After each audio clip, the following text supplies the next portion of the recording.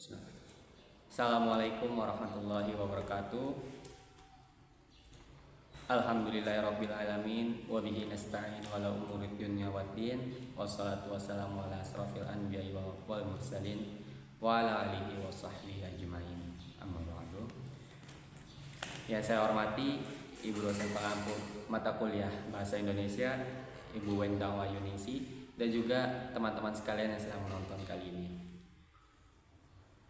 Yang pertama-tama dan yang paling utama, kita panjatkan kehadirat Tuhan Yang Maha Esa atas berkat limpahan nikmat kesehatan, juga nikmat kesempatan, sehingga kita mampu untuk berkumpul pada kali ini untuk membahas tentang tantangan ekonomi yang dihadapi oleh Indonesia saat ini, dan juga merenungkan kembali perjalanan ekonomi bangsa kita di tengah kekacauan global saat ini.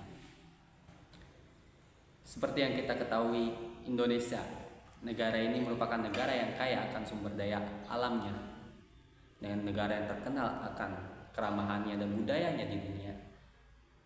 Negara yang kita cintai kali ini saat ini sedang mengalami tantangan dan juga cobaan-cobaan atas apa yang terjadi di luar sana, baik itu kondisi geopolitik maupun ada juga kondisi di dalam negeri sendiri.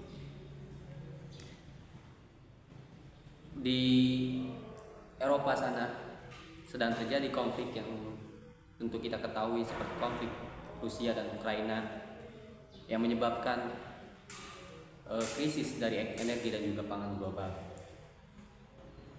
Seperti yang kita ketahui juga, Rusia merupakan eksportir utama dari gas dunia, dan juga Ukraina merupakan lumbung gandum Eropa yang kita ketahui, sehingga akibat dari kedua konflik ini tentulah menyebabkan kenaikan dari beberapa harga barang, seperti dari energi atau sektor energi, dan juga mungkin terganggunya pangan akibat peperangan yang terjadi tersebut, sehingga mengganggu sektor pangannya. Konflik yang masih kita tidak tahu ujungnya kapan akan berakhirnya ini, itu menyebabkan kekacauan pada rantai distribusi pasokan global, karena kita ketahui juga Rusia merupakan negara yang besar, negara yang kuat, dan akibat konflik ini mempengaruhi pasokan pangan global dan juga energi. Yang kedua, di sisi wilayah Timur Tengah sana, saudara-saudara kita di Palestina sedang menghadapi peperangan dengan Israel, ataupun mungkin pihak-pihak yang di belakangnya yang kita tidak ketahui. Peperangan yang terjadi di kawasan Timur Tengah menyebabkan gangguan stabilitas area atau kawasan Timur Tengah tersebut. Kawasan Timur Tengah sebagaimana yang dikenal sebagai pusat perdagangan minyak dunia, akibat konflik yang terjadi di sana menyebabkan fluktuasi dari harga minyak dunia yang ada saat ini, sehingga membuat kita harus pastinya kesulitan untuk menjaga stabilitas harga bahan bakar di dalam negeri. Konflik ini juga menyebabkan tidak hanya untuk fluktuasi harga minyak bumi, tetapi menyebabkan berbagai hubungan ekonomi antara berbagai negara itu juga renggang, karena ada beberapa pihak yang melatar belakangi aksi ini. Selanjutnya, yang ketiga, yaitu saat ini kita juga sedang memasuki era transformasi ekonomi digital. Itulah digitalisasi ekonomi dunia akan sangat berpengaruh pada pertumbuhan ekonomi negeri ini. Efek dari digitalisasi ekonomi dunia yang di tengah kekacauan dunia saat ini menyebabkan juga revolusi teknologi yang sebenarnya harus kita manfaatkan perkembangannya untuk perekonomian dari negara kita tersebut, karena ini merupakan peluang yang besar dan juga harus kita manfaatkan, sehingga kita harus siap-siap untuk bersiap di era transisi ekonomi ini. Di sisi lain juga di negeri ini sedang mungkin mengalami beberapa perubahan dari segi iklim, sehingga mampu untuk mengurangi berbagai pasokan makanan, akibat kejadian-kejadian fenomena alam yang bersifat negatif yang tentunya memengaruhi produktivitas dari pangan kita. Inilah yang juga isu yang harus kita perhatikan, untuk kita benahi, untuk kita perhatikan, kita cari sejalan dan solusinya supaya mampu untuk membangun ketahanan pangan di negeri kita ini. Di tengah banyaknya tantangan tersebut, kita tidak boleh terjebak dalam pesimis. Kita harus tetap optimis. Pasti kita mampu untuk melewati ini semua.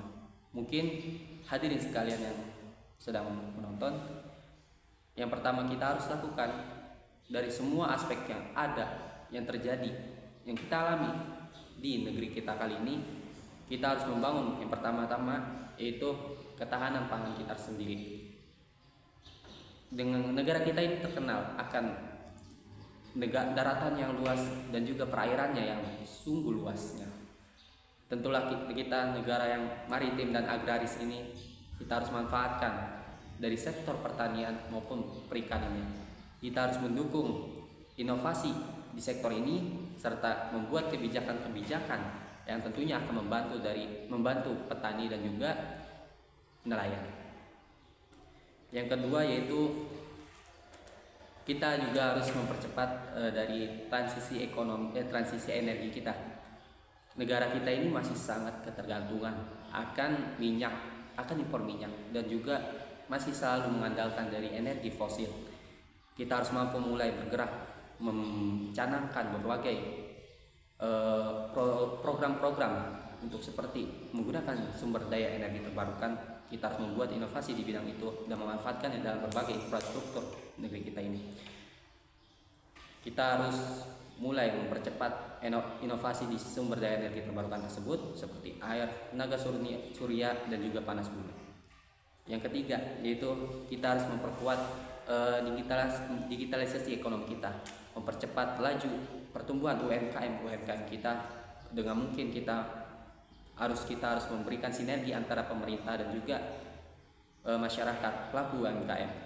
Seperti mungkin dengan menyediakan akses teknologi dan juga internet yang memadai, serta melakukan berbagai pelatihan untuk para pelaku UMKM sehingga mampu untuk membuat para pelaku UMKM mendorong pertumbuhan ekonomi negeri kita.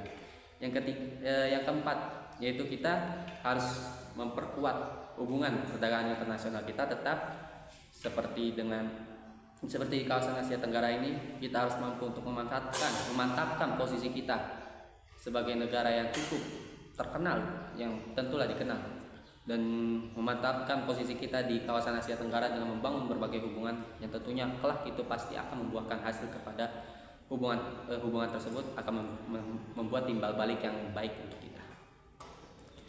Hadirin yang saya hormati, tantangan yang kita miliki memanglah banyak, tetapi potensi yang kita miliki juga besar.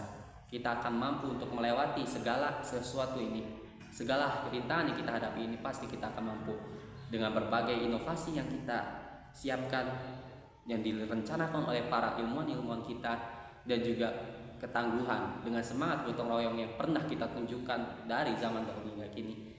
Pastilah kita mampu untuk melewati situasi dan kondisi saat ini. Mungkin sekian yang saya dapatkan di pidato yang singkat ini. Kurang lebihnya mohon maaf. Wabillahi taufiq wal hidayah. Assalamualaikum warahmatullahi wabarakatuh.